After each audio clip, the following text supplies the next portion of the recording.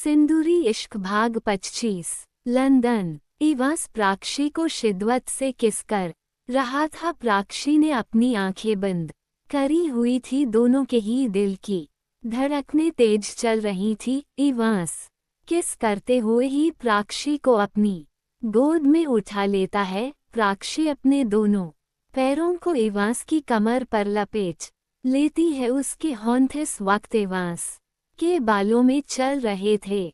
इस बीच इवांस ने अपनी किस ब्रेक नहीं की थी। इवांस ऐसे ही किस करते हुए ही प्राक्षी को विला के अंदर लेकर चला जाता है। इवांस प्राक्षी को किस करते हुए ही अपने रूम में लेकर आता है। वो अपने एक पैर से रूम का गेट बंद करके प्राक्षी को अपनी गोद से नीचे उतारकर रूम के गेट से लगा देता है। इवांस ने इस बीच अपनी किस ब्रेक नहीं की थी। इवांस अभी भी प्राक्षी को किस कर रहा था। जब प्राक्षी को सांस लेने में दिक्कत होने लगती है तब इवांस उसके होंठों को अपने होंठों से आजाद कर देता है।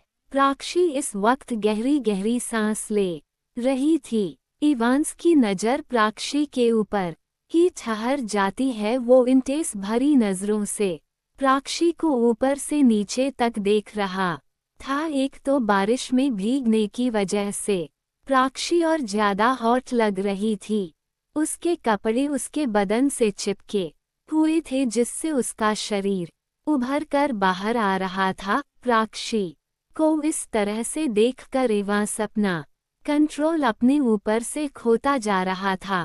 इवांस अपने होंठों को प्राक्षी के गले पर रखकर किस करने लगता है। प्राक्षी भी इवांस को नहीं रोक रही थी और ना वो उसे रोकना चाहती थी, क्योंकि इवांस अब उसका पति था तो वो अपना रिश्ता इवांस के साथ पूरी ईमानदारी से निभाना चाहती थी। प्राक्षी के पास इवांस से नफरत करने की कोई वजह नहीं थी, बल्कि ध्रुव की मौत के बाद वो इवांस ही था जिसने हर कदम पर प्राक्षी का साथ दिया, उसके लिए अपने घर वालों के खिलाफ तक गया था। प्राक्षी के होंठ इवांस की पीठ पर कस जाते हैं। इवांस प्राक्षी के गले पर किस करते हुए उसके नीचे की तरफ बढ़ने लगता है। इवांस के होंठ प्राक्षी की पूरी बॉडी पर नाच रहे थे। इवांस के टच से प्राक्षी के पेट में तितलियां उड़ने लगी थीं।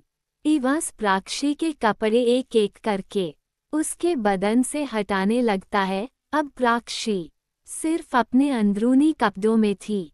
उसे इवांस के सामने ऐसे बहुत शर्मा रही थी। प्राक्षी अपने दोनों हाथों से खुद को कवर कर लेती है।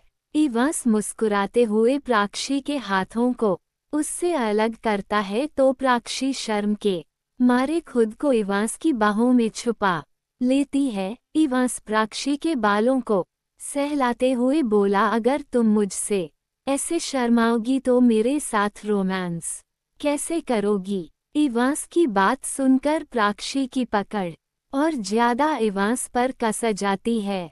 इवांस प्राक्षी को अपनी बाहों में ब्राइडल स्टाइल में उठा लेता है। प्राक्षी अपना चेहरा इवांस के सीने में छुपा लेती है। इवांस प्राक्षी को बेड पर लिटा देता है और खुद भी उसके ऊपर आकर प्राक्षी के होंठों को अपने होंठों से कैप्चर करके उसे किस करने लगता। वो उसे फ्रेंच किस कर रहा था। इस बार प्राक्षी भी इवांस का साथ दे रही थी। वो भी इवांस को किस कर रही थी। उसकी आंखें बंद थी। इस वक्त दोनों ही एक दूसरे को शिद्दत से किस कर रहे थे। प्राक्षी के होंठ इवांस के बालों में चल रहे थे। इवांस ने अब तक अपने कपड़े भी उतर दिए थे। उसके बदन पर भी कोई कपड़ा नहीं था और उसने प्राक्षी के बदन से भी सारे कपड़े उतार दिए थे। इवांस प्राक्षी के होंठों को छोड़कर उसके गले से नीचे होते हुए उसे किस और बाइट करने लगता है। प्राक्षी की सिसकी निकल रही थी जो इवांस को और ज्यादा उत्तेजित कर रही थी। इवांस कुछ देर तक प्राक्षी के पूरे शरीर से ऐसे ही खेलता रहता है। फिर उसके माथे पर किस करके प्राक्षी के चेहरे को सहलाते हुए बोला वारफी, मुझे तुम्हारी इजाजत चाहिए तुम्हारे साथ आगे बढ़ने के लिए, और अगर तुम्हें मेरा प्यार करना पसंद न आया हो तो तुम मुझे मना भी कर सकती हो। मैं तुमसे कोई जबरदस्ती नहीं करूँगा, न ही तुमसे कोई शिकायत करूँगा। प्राक्षी एवांस की आंखों में देखकर उसे जवाब देते हुए बोली, मैं आपको रोकना नहीं चाहती, अब आप मेरे पति हैं तो आपका हक बनता है। मैं आपके साथ अपनी लाइफ में आगे बढ़ना चाहती हूँ, लेकिन आप सारी जिंदगी सिर्फ मेरे पति बनकर रहेंगे, मुझे खुद से कभी दूर नहीं करेंगे। एवांस प्राक्षी के नाक पर किस करके बोला, मैं सिर्फ तुम्हारा ही हूँ और तुम्हारा ही रहूँगा। रही बात खुद से तुम्हें दूर करने की, तो कोई भी तुम्हें मुझसे दूर नहीं कर सकता, मैं खुद भी नहीं। एवांस अपने होंठों को प्राक्षी के होंठों से जोड़कर उसे किस करने लगता है। फिर प्राक्षी के एक पैर को पकड़कर अपने करीब खींचता है। प्राक्षी की चीख दर्द से निकल जाती है, लेकिन उसकी चीख उसके मुंह में ही रह जाती है, क्योंकि एवांस उसे किस जो कर रहा था। दोनों इस वक्त एक हो चुके थे, दोनों के शरीर पसीने से लथपथ थे। प्राक्षी की आंखों से दर्द की वजह से आंसू निकल रहे थे, उसके नाखून एवांस के कंधे पर धंस गए थे। आज प्राक्षी एवांस की पूरी तरह से हो गई थी। आधी रात तक एवांस प्राक्षी से प्यार करता रहता है। जब दोनों के शरीर थक जाते हैं तो एवांस प्राक्षी से अलग होता है। प्राक्षी की तो आंखें तक नहीं खुल रही थी, वो इतना ज्यादा थक गई थी। एवांस ने उसे इतना ज्यादा थका दिया था। एवांस एक नज़र प्राक्षी को देखकर उसके माथे पर किस करता है, फिर उसे अपनी बाहों में लेकर सो जाता है। प्राक्षी की जब नींद खुलती है तो वो अकेले ही बेड पर थी, एवांस वहां पर नहीं था।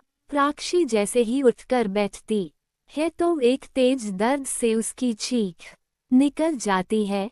प्राक्षी जब खुद को देखती है तो उसका चेहरा शर्म से लाल हो जाता है, क्योंकि उसके शरीर पर एक भी कपड़ा नहीं था और एवांस के प्यार के निशान उसके शरीर पर साफ दिखाई दे रहे थे, जो नीले पड़ गए थे। प्राक्षी खुद को ब्लैंकेट से कवर कर लेती है।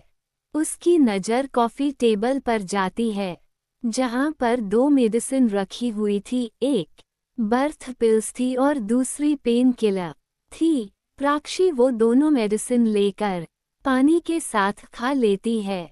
वो जैसे ही बेड से नीचे उतरती है उसकी फिर से दर्द से चीख निकल जाती है, क्योंकि उसे अपने शरीर में बहुत दर्द हो रहा था। ऐसा नहीं था कि एवांस के साथ वो पहली बार फिजिकल हुई थी, वो ध्रुव के साथ फिजिकल हो चुकी थी, लेकिन एवांस रात में उसके साथ कुछ ज्यादा ही हार्ड हो गया था।